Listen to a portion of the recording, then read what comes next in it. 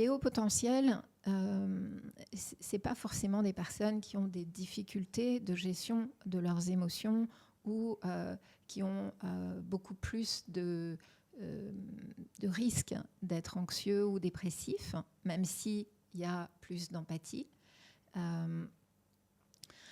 Parce que les hauts potentiels ont plus de capacité à s'adapter à l'environnement, à s'adapter aux situations difficiles, à penser de manière créative.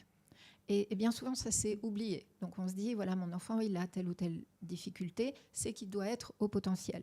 Mais il n'y a que 2% de la population qui est haut potentiel. Et comment on va le... Donc j'y viens. Ok, Parce désolé, que je vous ai emboîté le si pas. on n'est que sur la partie, on va dire, observation des comportements, on risque de se tromper. Même si, évidemment, un enfant qui a 2 ans pose des questions métaphysiques, a une mémoire gigantesque, s'exprime extrêmement bien et est déjà en train d'inventer des théories, il y a des chances qu'il soit au potentiel. On est d'accord. Mais pour le mesurer, on va avoir recours à des tests. Donc, ce sont des tests au départ qui ont été inventés en 1905 par Binet et Simon pour essayer d'évaluer l'aptitude des enfants à suivre en classe. Ce sont donc des tests qui mesurent plus les compétences langagières, le raisonnement logico-mathématique, la vitesse de traitement de l'information, la mémoire de travail. Dans la mémoire de travail, c'est par exemple pouvoir se souvenir de ce qui est dit pendant un cours, depuis le début du cours jusqu'à la fin du cours. Donc, réussir en fait à attraper des éléments de connaissance et les réutiliser dans un temps relativement court. C'est très utile en classe parce que si on a oublié ce que le prof a dit au début du cours, on n'est pas capable de suivre le cours jusqu'à la fin. Par ailleurs, on va mesurer aussi de manière partielle les compétences visio-spatiales. Donc, ces tests, au départ, ils étaient assez simples, ceux que Binet et Simon ont mis en place. Ils ont été développés ensuite par David Wexler aux États-Unis. C'est ce qu'on appelle aujourd'hui les tests. Donc, pour les adultes, c'est la VICE. Pour les enfants, à partir de 8 ans, je crois, c'est la WISC. Avant, c'est une autre échelle. Mais ce sont des échelles qui ne mesurent que certaines formes d'intelligence.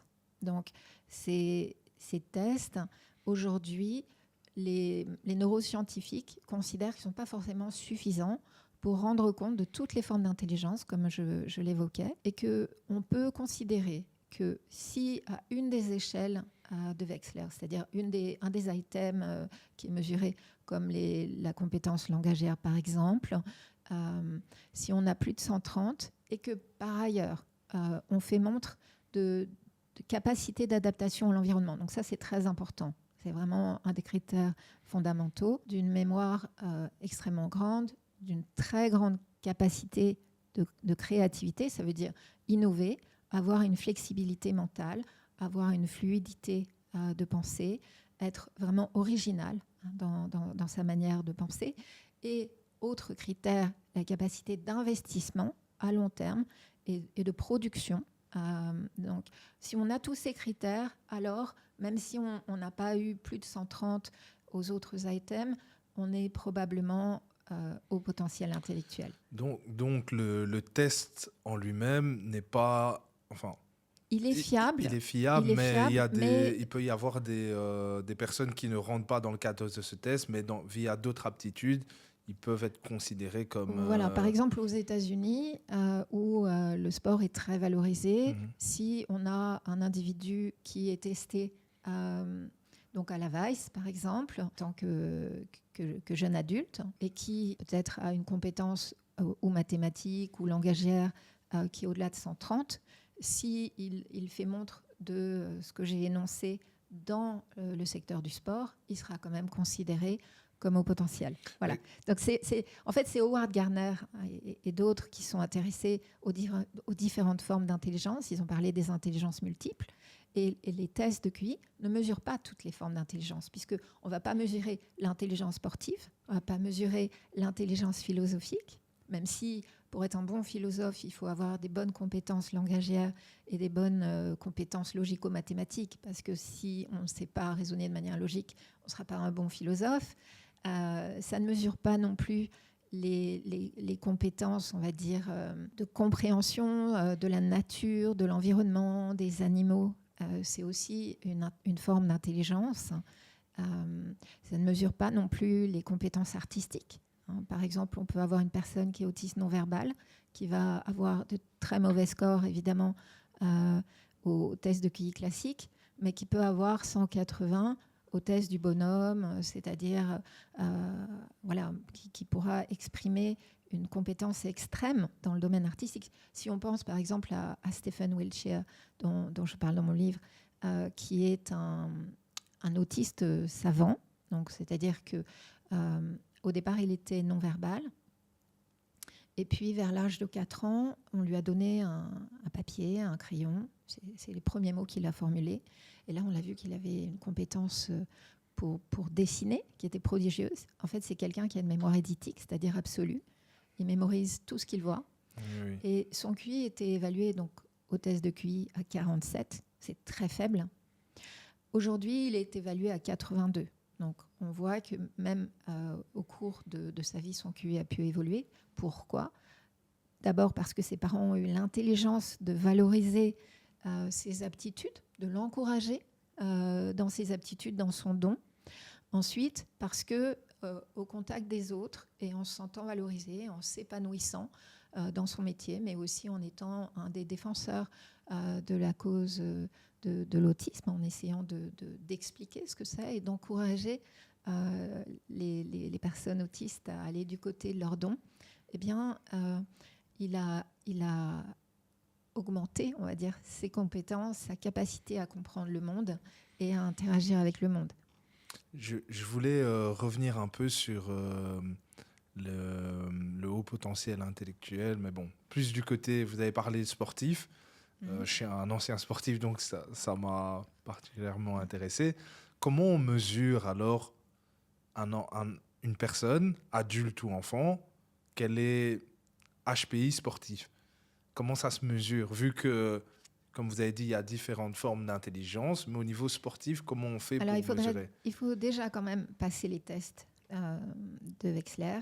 Okay. Donc, vous pourriez passer la Weiss et puis voir quelles sont vos performances aux différents items. S'il y a un des items où vous avez plus de 130 et que par ailleurs, vous démontrez par votre, on va dire, votre CV oui. et votre fonctionnement au quotidien que vous avez beaucoup de créativité, que vous êtes capable de vous investir durablement, que ce que vous faites est original.